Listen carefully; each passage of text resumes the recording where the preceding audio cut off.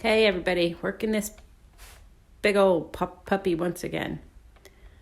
And if you're looking at this and you're like, oh my God, what did I miss? You've missed no live. The last time I was here live, I was scraping off the black and I'm calling it yellow swoop that I had going across the top, giving it a high landscape kind of look, high horizon line.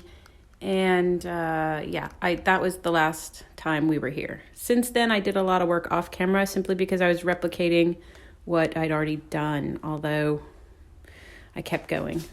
I needed to be really quiet with it. And as much as I tried, I can't do that on camera. So I had to be quiet with it and test out a few things or think through a few things while I messed with it. So I scraped all that off. I reestablished the all over white, so to speak, background. I added in a few more of those black drip lines because I did keep those from that black top. And then I came through with more of the loose charcoal and rubbed it all in. And that's what you're seeing off to the right there, those 3 large black patches. I put my A back in there as well.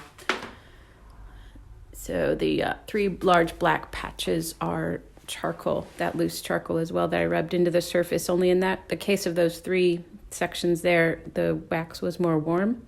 So wherever I put that charcoal down, it stuck. That was intentional. As opposed to all over these luscious spots where you can see it in there, that was cold surface, room temperature surface. So that charcoal skims over the smooth areas and just catches in the divots and crevices and edges.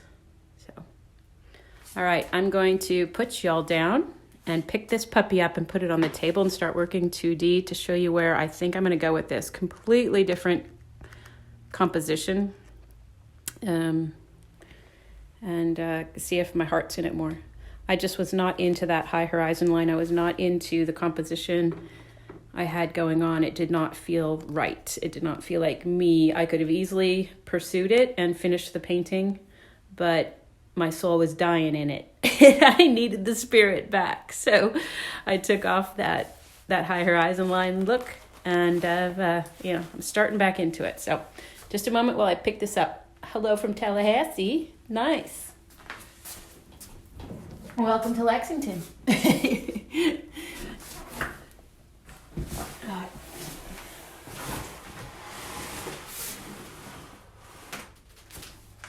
See if I've got you in the right place.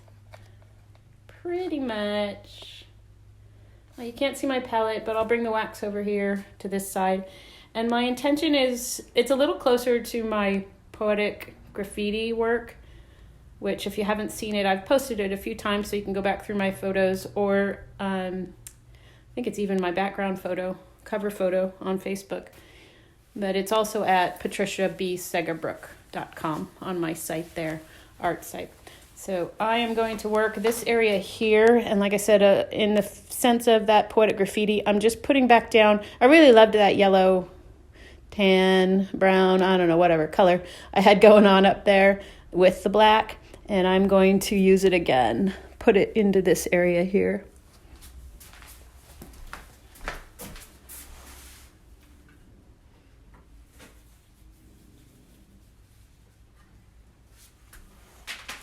I've actually had to remix it. There's a lot of just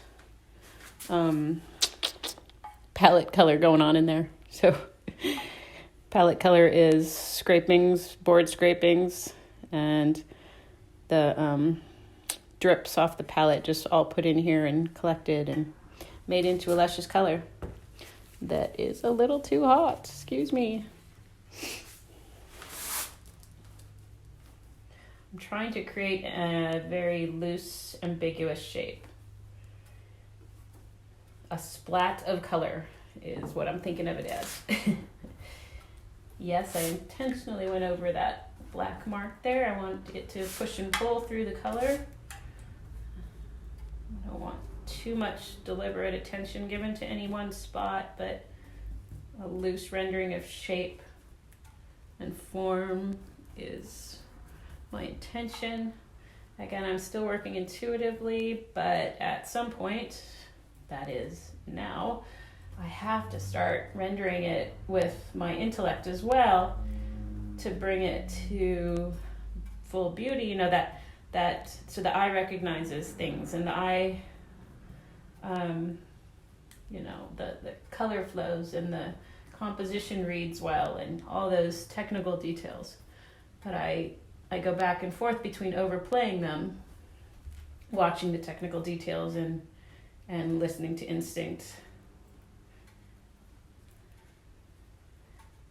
This is instinct. This is, I don't like a rectangle, so how can I break the line?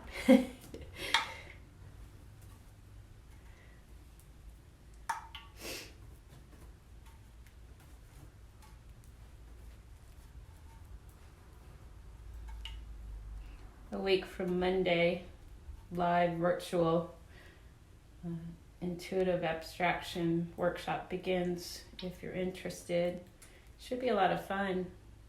It's a lot of this, and you don't have to be doing encaustic to be there, because it's all about what's on your palette.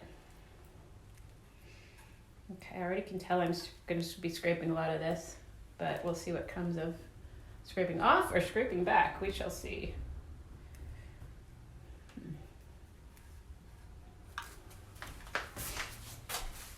I also know and can tell you that next time we return, okay, maybe I don't know it, but I'm pretty sure next time we return, this will be scraped down quite a bit, fused as well, of course. And I want another strong color to read in here. And I have a feeling I'm going to be pulling in oil paints, if not pen pastel. So I'm going to try to get this guy to the finish line with y'all along. I don't want to sneak up behind you and just go, look, this is what I did. I want you here to see what I do for my own trial, test, and, affirmation of, yeah, I can do this. I set myself up for this challenge. I can do it. So there you have it. I'm going to go in and scrape this now off camera, because goodness gracious, y'all don't need to see me scrape.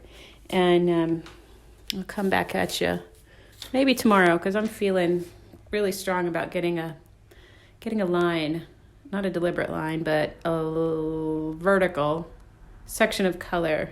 I'm thinking pink, fuchsia, coming into this muddy yellow color.